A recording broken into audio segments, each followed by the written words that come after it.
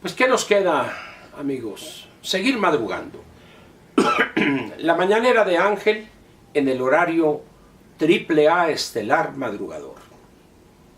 Hoy voy a comentar con usted, viernes para cerrar esta semana, con una visión un tanto general de lo que hemos visto, no solo en estos días, los 4 días de lunes a jueves de esta semana, sino quizá en las 2 semanas, estos 4 días y la semana anterior.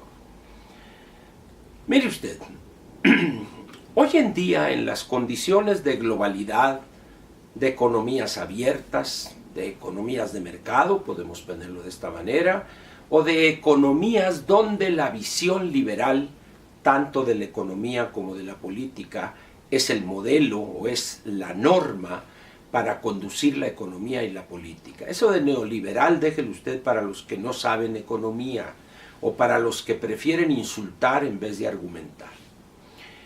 En esta época, pues, es muy difícil que las torpezas de los gobernantes queden ocultas, queden ahí arrumbadas y no se juzguen, en algunos casos de manera positiva y en otras, cuando los gobernantes son populistas y demagogos, de una manera negativa. Evidentemente esto último trae consecuencias.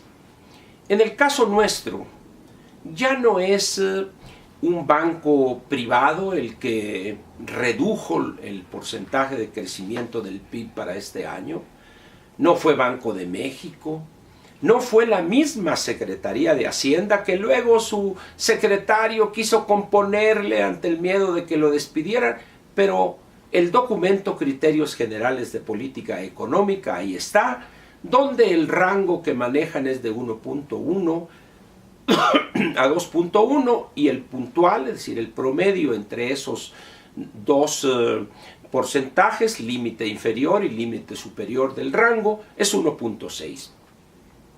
Ahora tenemos a la CEPAL, la Comisión Económica para América Latina, tenemos al mismo Fondo Monetario Internacional.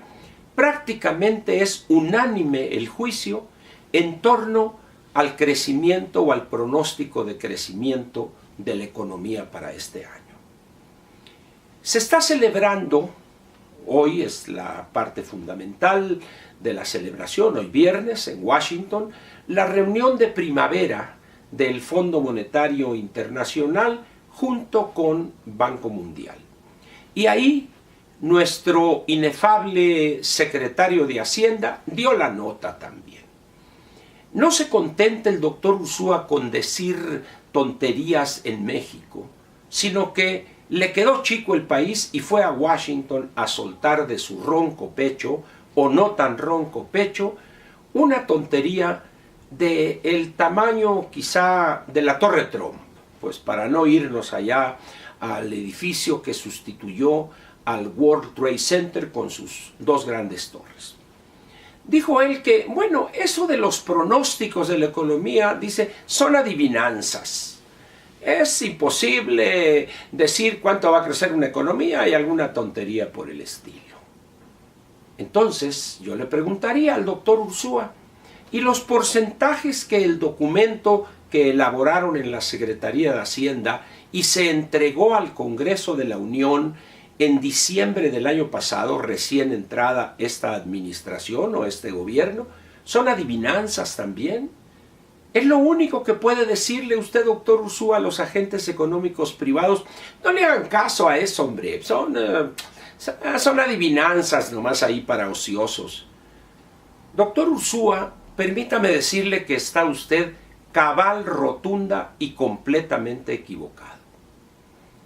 En economía, el modelaje o los modelos econométricos son una parte seria de la economía. La aplicación de las matemáticas a la economía, que ha dado lugar a la econometría, es una actividad seria. Es una actividad que requiere capacidad, inteligencia, buenos sistemas de información para acopiarse de datos. De tal manera, pues, que no puede usted eludir la responsabilidad de decir la verdad. Fíjese lo que estoy diciendo.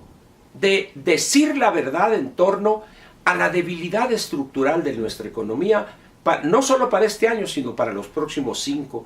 Y usted, tembloroso, apanicado, dice, bueno, no, hombre, son adivinanzas. Y luego todavía remata y dice, bueno, sigo creyendo que vamos a crecer al 2% porque el rango está entre el 1,1 y el 2,1.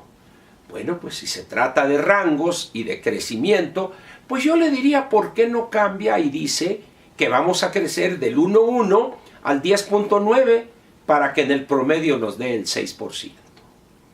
Yo creo, doctor Ursúa, con todo respeto se lo digo, que ya le llegó a usted la hora de decir gracias al presidente. Dígale, ya señor, agradezco el honor de haber encabezado esta secretaría, ya no es conveniente que haga más daño con mis declaraciones y entregue ahorita, que puede todavía, porque no si bien ha hecho el ridículo, pero las consecuencias se verán el 24 de mayo, si no estoy equivocado, cuando el INEGI dé a conocer las cifras preliminares, por supuesto, no las oportunas, sino ya las definitivas, entre comillas, para el primer trimestre. Renuncie antes, hombre. Y que se vaya con usted también el doctor Arturo Herrera, que ha sido injusta y cobardemente, diría yo, ofendido y defenestrado por el presidente mismo. Mejor entregue, hombre, váyase en paz, regrese a la academia, a su pizarrón, a su borrador y a sus alumnos. Ahí es donde jamás debió haber usted salido de ese espacio. Pero a esto que le estoy señalando, que sucedió apenas ayer, se unen otras cosas. Abre usted el periódico por la mañana o ve un noticiario televisivo y lo que brotan son malas noticias. Que los médicos residentes están quejándose porque no les pagan por esto, por el otro. Que si hay una queja de ellos por el maltrato, etc. Y la única respuesta de López es, bueno, si se les debe que se les pague. No, pues ya sería el colmo. Que dijeran, si se les debe que se aguanten. Y luego por allá se empiezan a conocer los detalles de estas 100 universidades patito, que nadie sabe. Qué purrún, dirían ahora los millennials. Y luego por allá las pipas, pues que sí, que unas las están emplacando y nomás 68 están funcionando. Y por allá sale una foto de una pipa donde dice DN3. Entonces repartir combustible en esas pipas es una situación de desastre, que por eso le ponen DN3. Es donde rasque usted sale un problema. Y López, en vez de corregir el rumbo, se ríe el chistorete y por acá, y la situación complicándose. Hay una canción, bueno, es un poema, pero quien lo hizo canción fue Nacha Guevara. Es un poema, si no estoy equivocado, de Benedetti, de Mario Benedetti, el poeta y escritor sudamericano. Hay un verso en ese poema que dice, ¿de qué se ríe, señor ministro? O alguna cosa así. No soy muy aficionado a la poesía, pero recuerdo que esa línea, ¿de qué se ríe, señor ministro?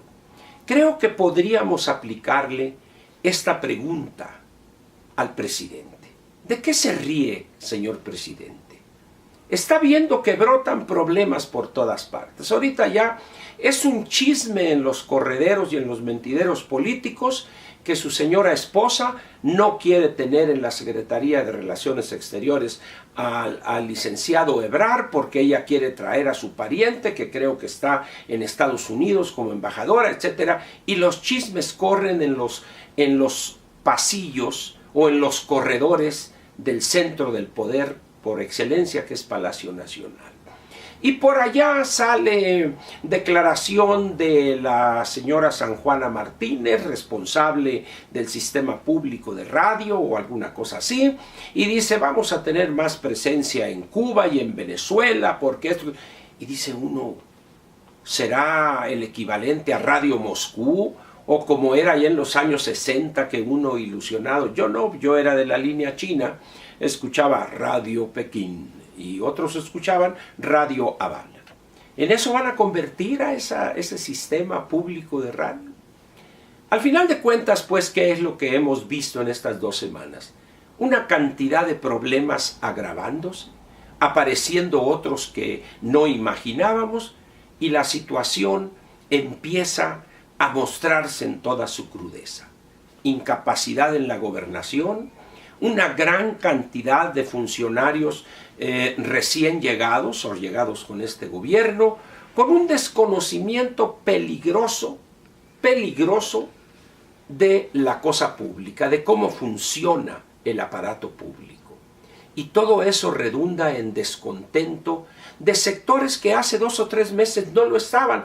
Por ejemplo, ahorita ya se acerca la cosecha del trigo en el noroeste y los productores están sumamente molestos. ¿Por qué? Por esa diferenciación de que como ellos son agricultores comerciales ricos, a ellos no les va a beneficiar el precio de garantía, que fue diseñado este programa para los agricultores jodidos del sureste del país, donde producen 1 o 2 toneladas de maíz u 800 kilos de maíz por hectárea. Pero ¿cómo vamos a apoyar a quien produce 12 o 13 toneladas de maíz o 7 u 8 toneladas de trigo en el Valle del Yaqui o en el Valle de Mexicali? No, esos son fifís, son ricos, esos que se jodan.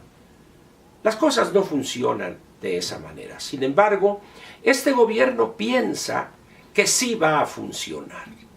Bien, esperemos que tenga éxito por el bien del país. Sin embargo, si nos atenemos a una perspectiva superficial, las cosas van a seguir empeorando.